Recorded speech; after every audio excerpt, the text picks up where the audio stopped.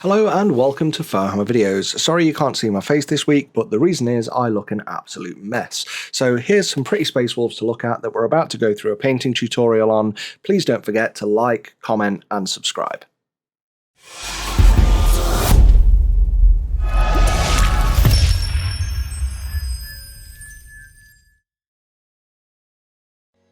To begin, and for a deep colour, start by priming the model in black. Now I'm using Vallejo airbrush primer. Stynylrez Res is an alternate airbrush option. You can alternatively use a spray primer. Whilst I'm using an airbrush a lot in this tutorial, I want you to be able to follow it if you just have brushes. So stick with me and we'll do that. And for those interested, I got the extra parts from thecustombit.com, and he does more like these Spartan parts, which I'm filming for a future tutorial. To begin, we're going to base the entire model in the Fang. Now I'm using the airbrush paint purely for convenience, as in convenient that I don't want to mix it. Where they're inconvenient is they come in these daft pots and not in dropper bottles, so getting them into the airbrush cup can be a bit of a pain. So just start, base your entire miniature. Now again, I'm airbrushing here for speed. If you've got some of the, like the Artis Opus Series D dry brushes, you can just sort of stipple it on with those.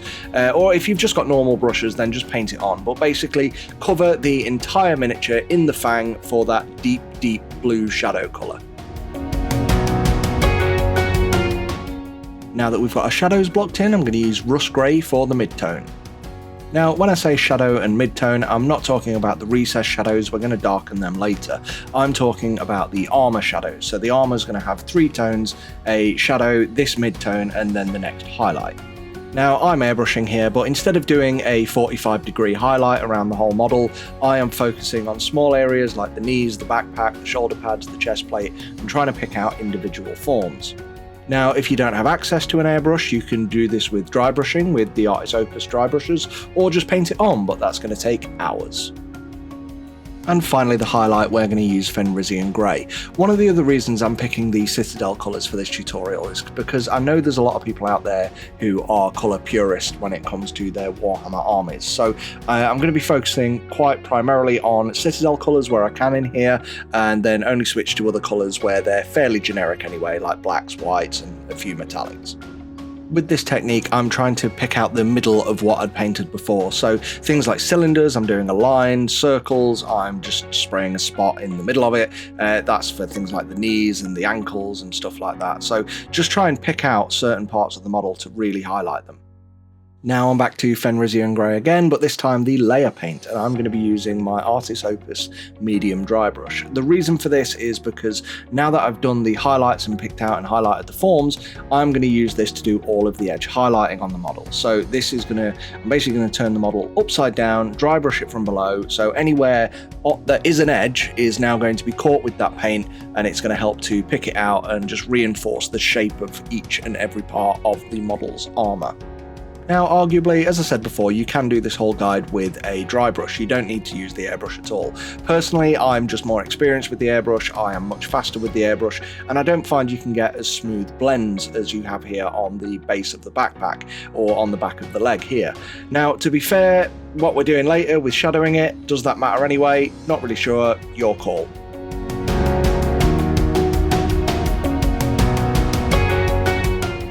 So I'm going to add some more distress to the model here, and similar to the dry brushing technique, I'm going to take this bit of sponge and dip it in some paint, dab it off, and then gently, very gently, dab the model just to pick up a few areas where it looks like the paint has started to chip and wear through. This is completely optional. I find it adds more distress and texture to the surface of the armour, but it's completely your call. You can totally skip this and the model's still going to look good by the end of it.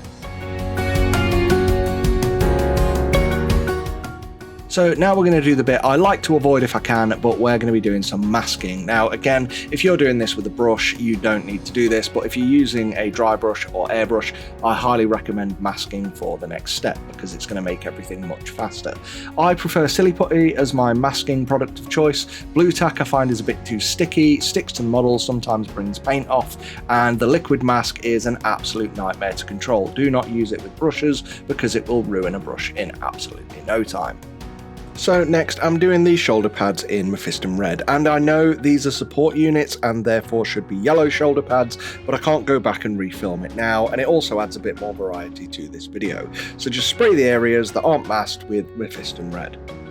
And then for the mid-tone on these, or first level of highlight, we're using Evil Sunz Scarlet. Just get the direction right, so line up the part against the model, and then make sure you're spraying in the correct direction so that the light casts along it in the right way.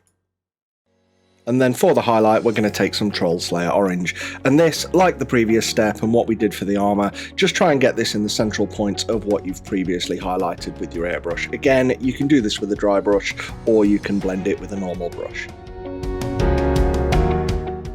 My favourite part of using the silly putty is when you come to remove it, so just sit back, relax and enjoy and watch the transition of the two armour shades you've done previously be revealed.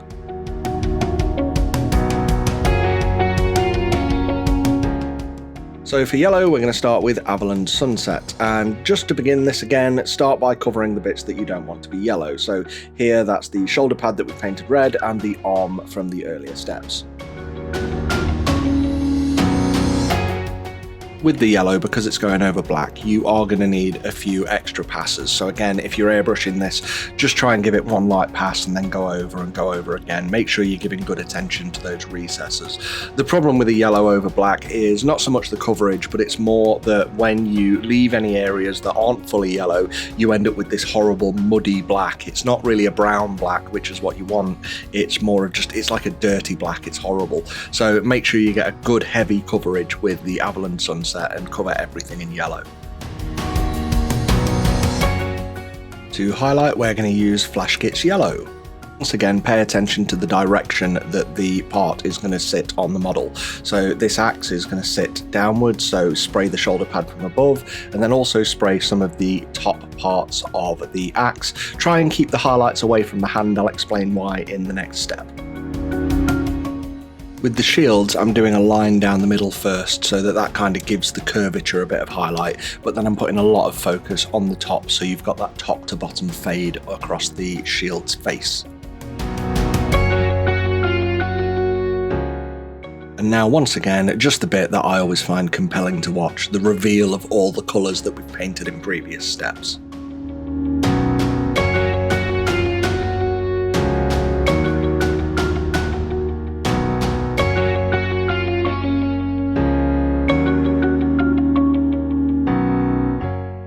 I'm using Averland Sunset again, here the base colour, and I'm also going to switch to my Artis Opus Series M size 0 brush. This is just for some controlled areas, so this is why I said keep the highlight away from the hands, because what we want to do is use that area where we accidentally masked, and then using this brush and this thicker paint, we're going to fill in those gaps.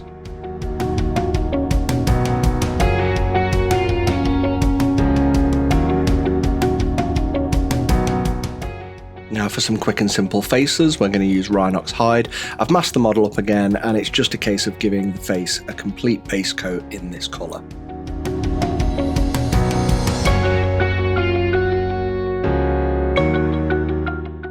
For the mid-tone, I'm using Deathclaw Brown. You can use Bugman's Glow. I find that a bit pinky, and I want these on the grimdark side of things. So just adding that deep brown colour to the general face of the model. I'm going at an angle here, kind of 45 degrees. I'm not doing it sort of directly down. I'm focusing from one side of the face because I want the face to really pop out to you when you look at the face from the front, and kind of also have that top to bottom fade and also that left to right fade, which really gives some dimension.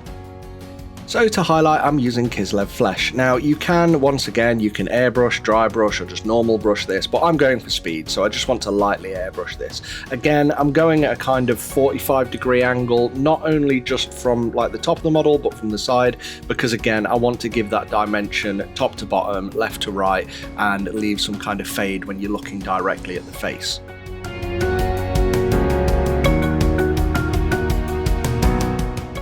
Once again, the fun part.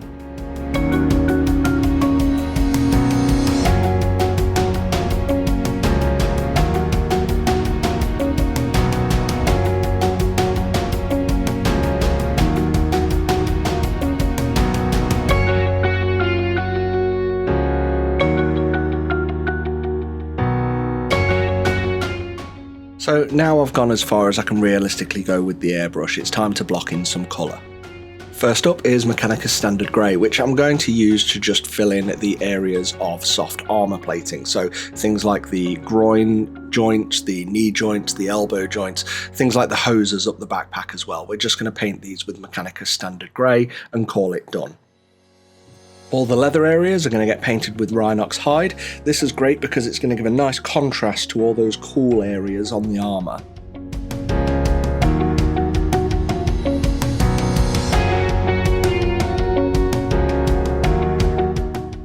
I'm using Bugman's Glow now to do all of the edge highlighting on the leather areas, and there's some logic behind this. I was told a long time ago, if you're ever doing edge highlighting or distress on leather, then use a skin colour. The reason for that is leather is made of skin, so when it gets distressed, it will return to its natural skin colour. So no matter what colour it is, Bugman's Glow or some kind of skin tone is always my first level of edge distressing on any leather parts on models. The dry brushing technique really helps here because not only does the texture that it leaves really sell that idea of distress, but also the technique itself only picks out the raised edges, those edges that would naturally be caught through general wear and tear.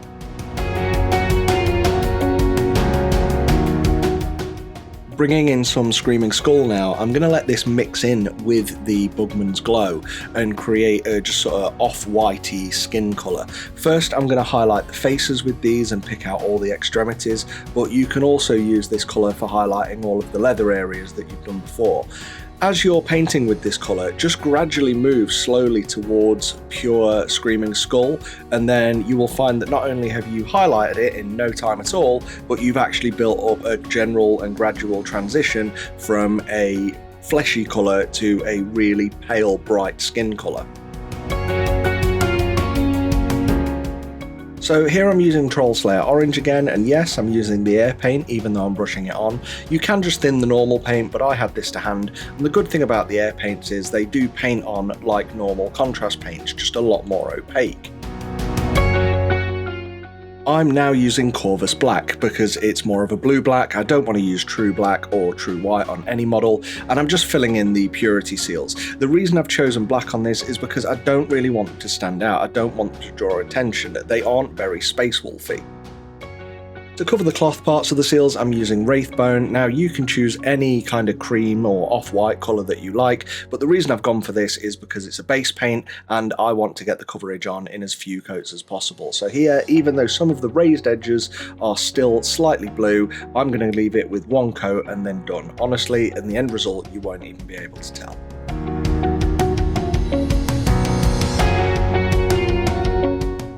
And then after I've got all my colours done, I'm moving on to metallics, starting with the dark aluminium from Vallejo Metal colour range. I shouldn't need to explain at this point why I'm using this paint, just look how smoothly this goes onto your models. And for a metallic paint, which are normally more gloopy and more oily, these go on like an absolute dream. So if you haven't used this range yet, I certainly suggest picking up a few of them.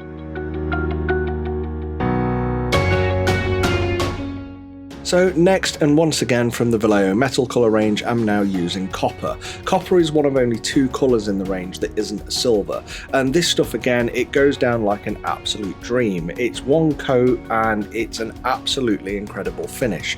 It really is. It's one of the best metallic colours you can get. If you've painted with metallic paints, you know how thick they are, you know that it needs 2 or 3 coats, you know that it needs to go down over a very dark colour in order to be highlighted.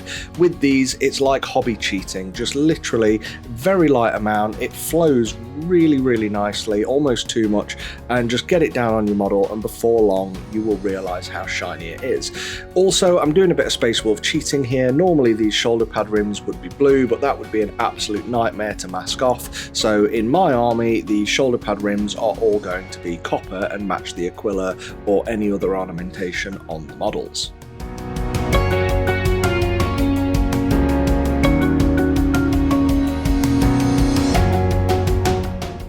So that's the initial stage done. We've got the model painted. The only thing I've done extra here is I've painted the eyes with a line of white and a dot of black, but you can stop here and I think you'd find that that's a fairly impressive squad of models. If we want to take it to the next step, keep going and watch the rest of the video, but this is it for stage 1 and I think you'll find this is fairly impressive. What we're going to do now is make them look a lot worse before we make them look better.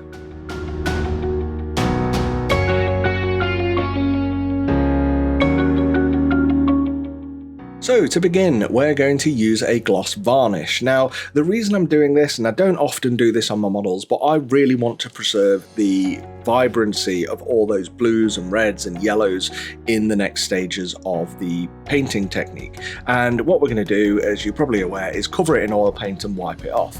Now, the problem with not putting a gloss varnish on is if you put oil paint on top of it, certain pigments, well, all pigments really, but certain pigments especially, will absolutely ruin the surface of the model. So I did this at about 10 o'clock at night thinking, right, I can't touch this for several hours. I'm just covering it in gloss varnish, all of the models getting covered in gloss varnish, and I'm leaving them a good solid day to dry. If I don't do that, then I'm going to end up with problems that you'll probably find I had in my Fafnir Ran video. So last time I said, do what I say, not what I do. This time, do what I'm doing. Cover it in gloss varnish, leave it till the next day at the very least before you move further.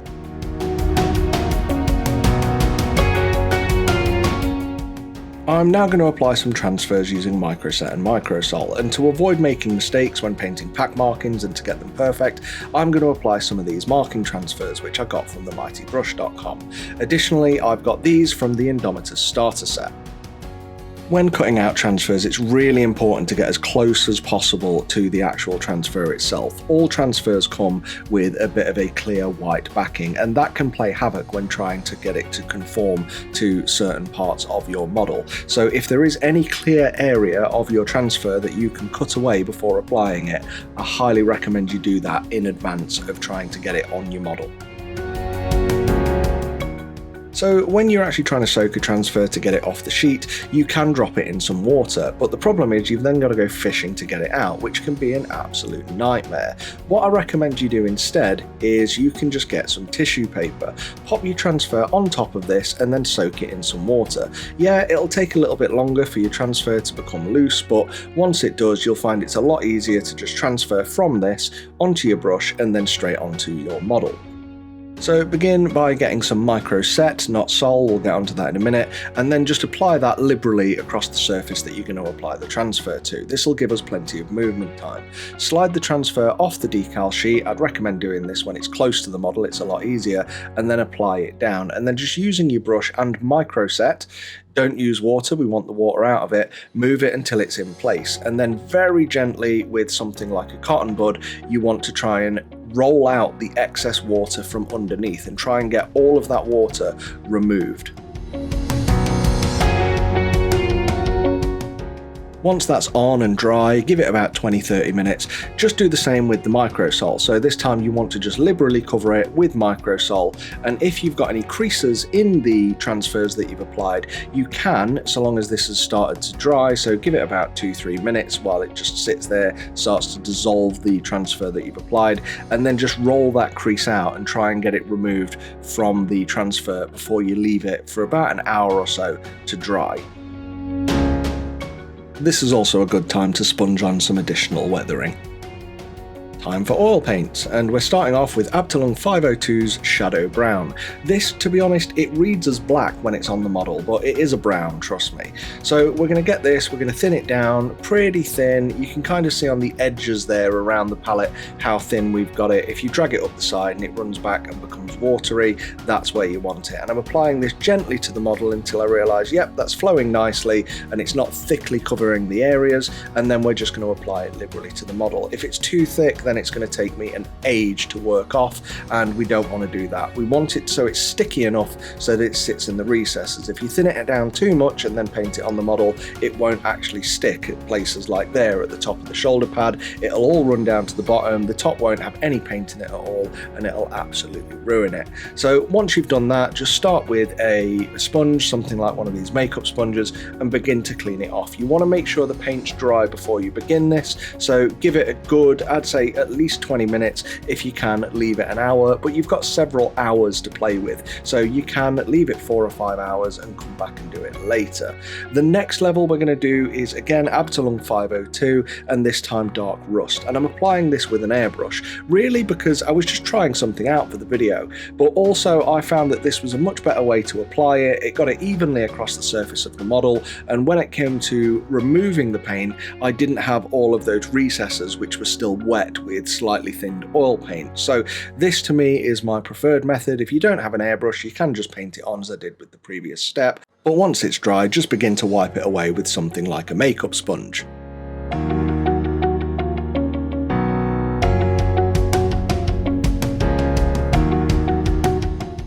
So I tend to avoid what we call cotton buds and Americans call Q-tips because they can leave fibres all over your model. But actually, when you use these, you'll find that it can leave a nice mottled texture on certain surfaces. So as it builds the paint up, I'd use this to reapply it, and then I'll just clean the fibres off later. Now I'm going to highlight the shadows with AK Interactive's Light Rust Wash, and I know what you're thinking, highlighting shadows, what? Well, the idea is it's just going to add a bit more visual interest to some of the darker areas of the model. So anywhere really dark or really thick with the previous colours, I'm just adding a touch of this Light Rust Wash and it makes it look a little more interesting. And now we're going to do a similar thing with the Oxide Blue Patina from Abtalung 502. Again here, I'm just kind of smashing it on. Anywhere where the previous brown has built up heavily, I'm going to apply the blue over the top of it, because those areas are the bits that I haven't been able to wipe away, so generally look more weathered with the brown. And then I'm going through this reductive stage again of not only wiping it off, but blending it in. To highlight this area of shadow or weathering, we're using turquoise lights, which whatever, it's just a beautiful colour, and the more of this I can get on a model that's weathered or weathered brass or copper or bronze or something like that, it just looks gorgeous. So I'm going to touch this to any of the thicker areas, and if I put too much on, I can easily wipe it away. And the beginning of our finishing touches, I'm using Vallejo's matte acrylic varnish. Here, first of all, I'm just dusting the model to make sure that I've got all of those fibres off from earlier stages, things like the cotton buds or Q-tips. If it doesn't pull them off, it at least raises them up so I can pick them off with a pair of tweezers. And here, as you can't see, I'm applying the matte varnish. If you haven't used a finishing varnish on your models, I highly recommend you do. It's a great way of bringing the model together. It does tend to, it'll dull down metallics, because metallics should really be shiny and glossy, not black, but it'll also bring everything to a very consistent look. So if you're painting your models and you've got things like brush strokes on there, this is a really, really great way to conceal them, and it also seals in things like those decals on the shoulder pads. So when you actually look at the model, everything looks unified and crisp, and people will look at your models and go, oh my god, how did you achieve that level of detail so thin? This brings it all together. Base the model as you see fit, and then pick an appropriate pigment. So for Space Wolves you can use snow, surely, yeah, that's fine, but I already had these bases made and I wanted to get them used, so I picked an appropriate kind of dry, muddy earth colour, and then just jabbed this essentially at the model and kind of faded it up the legs. All this does really is tie the model to the base, and yes, you can do this and probably should do this before the matte stage, but I've always found that applying a varnish just blows the pigment everywhere, and I want it stuck to the model. I've never really got the hang of sticking pigment to a model with any kind of pigment fixer or dry brush. So as my models are for display only, I just put this on afterwards. They're not going to move, it's not going to go anywhere, and just jab this at the model to kind of fade it in and tie it into the base. And then finally, we're painting the base rims with Vallejo model colour 950 black. If you've never used this paint before, please go and get yourself a bottle, use it, and then say thank you down in the comments. And that's it, one quick and simple squad of Space Wolves complete. Whilst you look at these, I'm just going to drop our patrons up on the sides of the video so you can see who you've got to thank for this even being in existence if you like the video. Also, feel free to have a look at these and just slow the video down, pause it, comment, critique, let me know what you think down in the comments. Feel free to slate them if you don't like them, but I'm fairly impressed with them considering they took hardly any time at all.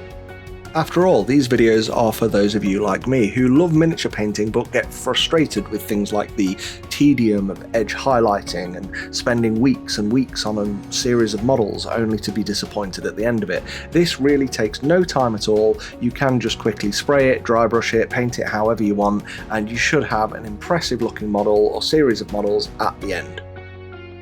If you did like the video, please don't forget to like, comment and subscribe.